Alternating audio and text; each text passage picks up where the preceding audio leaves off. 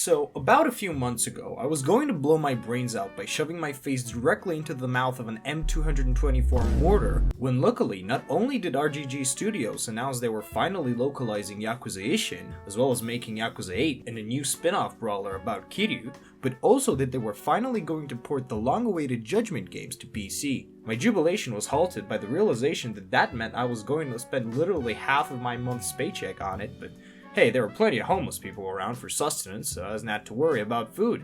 Anyway, so I played the original Judgment, absolutely loved it, and then proceeded to move on to Lost Judgment, which as of the writing of this video is the newest game in the Like a Dragon expanded universe. Although I too had a fantastic time with that game though, I began to notice how it had simultaneously evolved while also devolving in a few notable ways. That's what gave me the idea to make this video a short little critique on what I feel like the game went backwards on, with minimal editing and using gameplay clips, because after the 4-month NTR mind break that the Yakuza 2 analysis gave me, I am terrified of even cutting out a pause for breath. That said, there will only be serious story spoilers about both games at the very tail end of this video, so if you haven't played Lost Judgment, you can just skip to that section. And, without further ado, let's begin looking at how Yakuza lost its judgment. Starting off, I want to let you guys know what my basis is for the following opinions. See, I'm not very good at video games in general. Actually, I think I'm overall worse than the average Joe, especially at multiplayer or fighting games. However, to make the judgments last a little bit longer, and also to give them a special twist, given it was around a year and a half since I'd last played a new Yakuza game, I decided to limit myself by playing on hard, plus not using any healing items in the fights themselves. Following this, my main criticism for Lost Judgment, given my experience with the previous game, and as you can read in the title, is that it was too easy.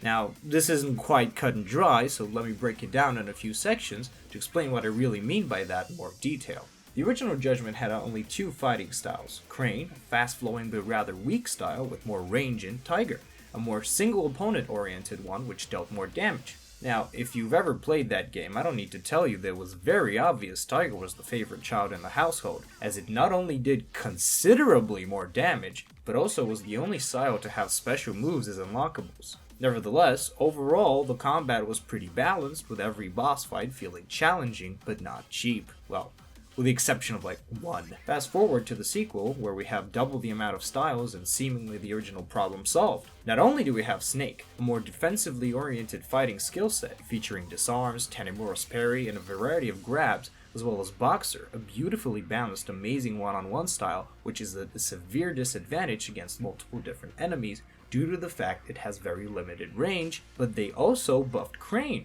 giving it enhanced dodging capabilities as well as a weird levitate ability like Akiyama's from 5. You'd think that, plus the fact that they gave you unique bonuses in battle for switching up your styles and a great returning feature all the way back from Yakuza 0, would make all the styles equally viable, right? Well, just one problem.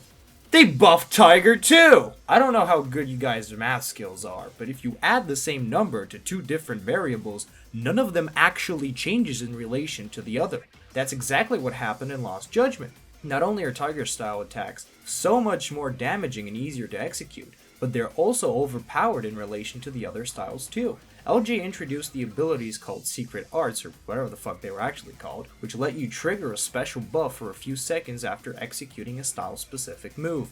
Dodging with Crane made you faster, parrying with Snake increased your defense, and what did they give you for Tiger? Oh yeah, a massive flat-out damage boost! What makes it even more problematic is that while parrying and dodging require a certain amount of fair timing, the action that triggers the Tiger style buff is just doing a charged attack. Which is hilariously easy, by the way, given that most of them are also giving you super armor, meaning getting hit in the middle of your attack won't interrupt it. Again, the problem becomes that Tiger just straight out outperforms the damage protection of Snake, the dueling capabilities of Boxer, and ultimately is also pretty good for handling multiple targets. Which itself doesn't make the game too easy if your enemies and bosses were just as ruthless as in Judgment.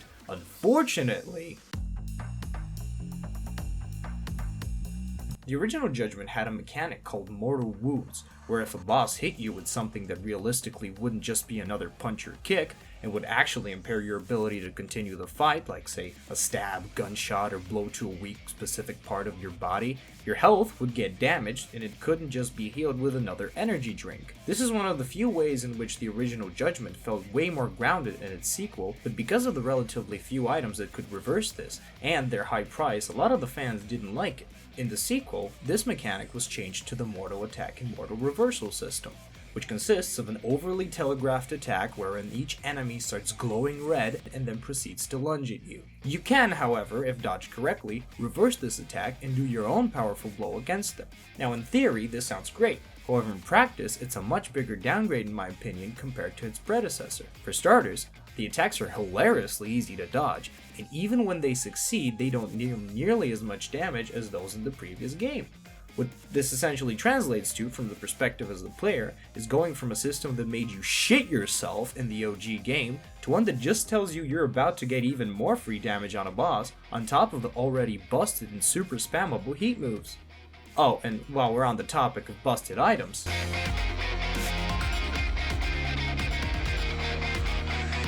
this is actually a mechanic that went unchanged from the original game, but it's compounded even more here, with a possible easy alternative to make it 100 times better, so I do want to mention it briefly as well. Starting with Judgment, the games offered you the option to collect little items throughout each city, and then craft special elixirs from them which boosted your abilities. Cool little mechanic at first, but after using the few of them, you start to realize not only are they ridiculously overpowered, ranging from a flat-out boost to your damage or speed, to being able to conjure up Dragon Ball Z attacks at the press of one button, but they are also relatively cheap and easily spammable.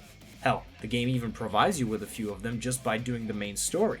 Now, while I do think that just removing them from the game would be a net plus to the whole experience, that would be a shame, given just how many unique animations they have the devs worked on. So I have a proposed solution for this problem, which I think a lot of players would actually agree with. Step 1. Replace the crafting elements with crafting armor.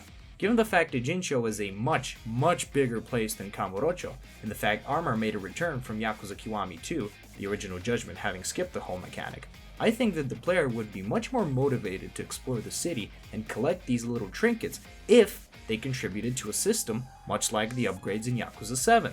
As it stands, not only are the collectible items only used for the boring robotics club and the elixir system they never used, but the armor in the games is easily acquired and not very varied or interesting. The next step of recycling the fun and unique elixir power-ups, again, ties into another problem I have with the game. You see, Lost Judgment has arguably the best, most varied and enjoyable combat in the entire franchise, Yakuza or not. However, it lacks any kind of challenging enemy outside the few story bosses. Now, wouldn't it make sense for the game to have an arena of some sort so you could freely test out and play around with your abilities, even have restrictions on them like in the pretty bare bones gauntlet mode? Yes, Yagami would obviously be less likely to participate in an underground coliseum, unlike the previous games as protagonist, but there just so happens to be an overly popular virtual reality game mode, which not only allows for simulated battles, but also unrealistic anime-esque capabilities. My solution is basically to integrate the elixir attacks in the Dyson Cube VR arena type minigame. You can even include previous game bosses with cheap but unique ones just like in Yakuza Kiwami 1 or 2. The last major complaint I have involves talking about specific story points, so if you don't want to get spoiled about this game or the OG Judge Eyes, I suggest skipping this chapter to the next one. Continuing my point about there not really being enough opportunities to test out your powerful abilities against enemies that aren't a joke, did anyone else notice Lost Judgment essentially has no long battles?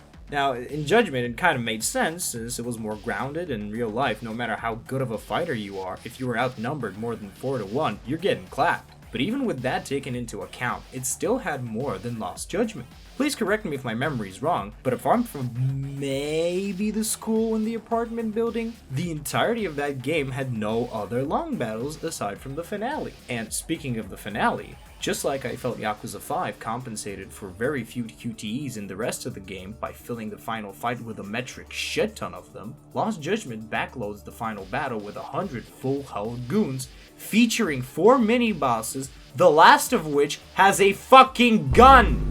Going back to when I mentioned I played these games using no healing items, it took me more than an hour to get through that part. Yes, the track playing being a remix of the first game's destination was a beautiful addition, but not only is it a tad bit annoying to beat, it also actively ruins the final two bosses. Given that the big mob fight was as difficult as it was, it made Soma and Kuwana's fights much more disappointing in comparison. As a rule of thumb, you should always put your most difficult fight right at the very end, lest you risk your experience and on a sour note. Delving a little bit more into this, while Soma's fight was perfect, and Kuwana's probably my new favorite main villain in any RGG studios, his fight, I'm gonna be honest, his fight felt like a little bit of a letdown for a number of reasons. First of all, if you want him to feel like a final challenge, at least give him one more health bar than the boss we literally just fought. As a comparison, yes, Kuroiwa from the last game also had the same amount of health as his previous encounter, but no, he didn't, because he then revives with full health and a permanent heat mode. Secondly, I don't think I need to explicitly dedicate a separate segment for it,